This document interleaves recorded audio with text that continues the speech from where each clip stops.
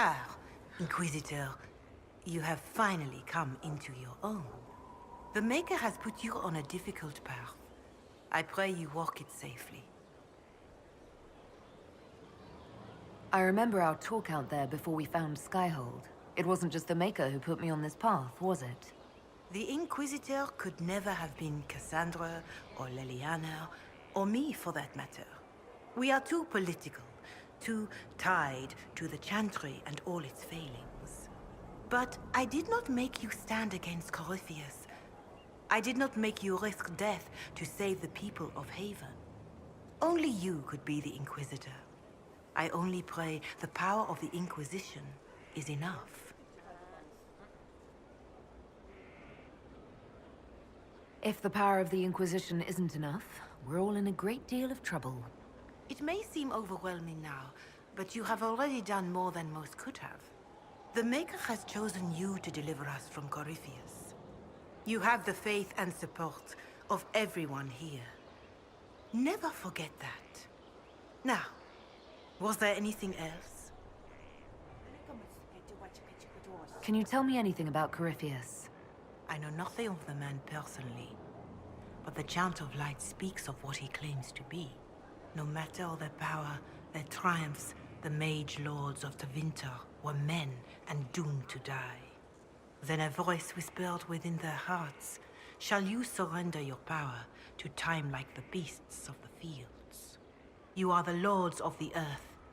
Go forth to claim the empty throne of heaven and be gods."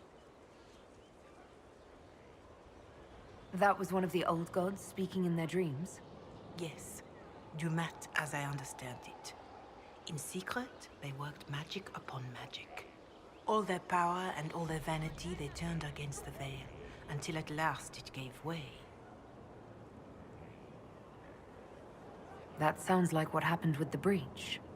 Very similar, Inquisitor. Above them, a river of light. Before them, the throne of heaven waiting.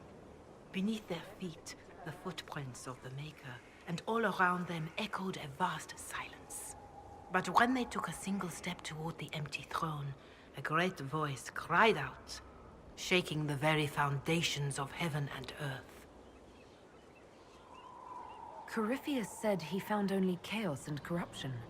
The Chant of Light says that it was beautiful until the Maker himself spoke. And so is the Golden City blackened with each step you take in my hall. Marvel at perfection, for it is fleeting.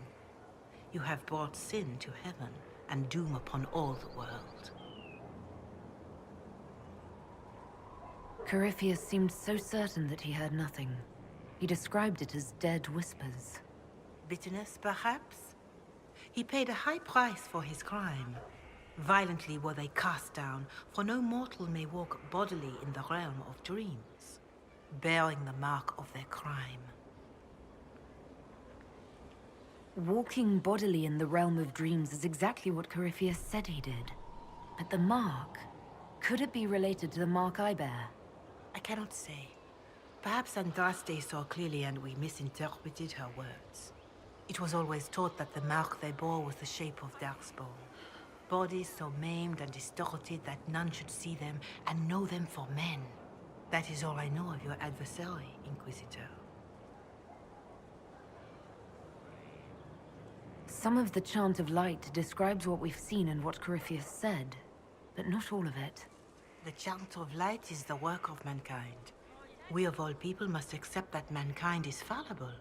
Listeners may have misheard one of Andraste's songs. Just one word sung incorrectly could change everything. And how many verses were stricken or changed for foolish political reasons, like the Canticle of Chartan. Still, I would trust these words over any spoken by Corypheus. I hope they help you.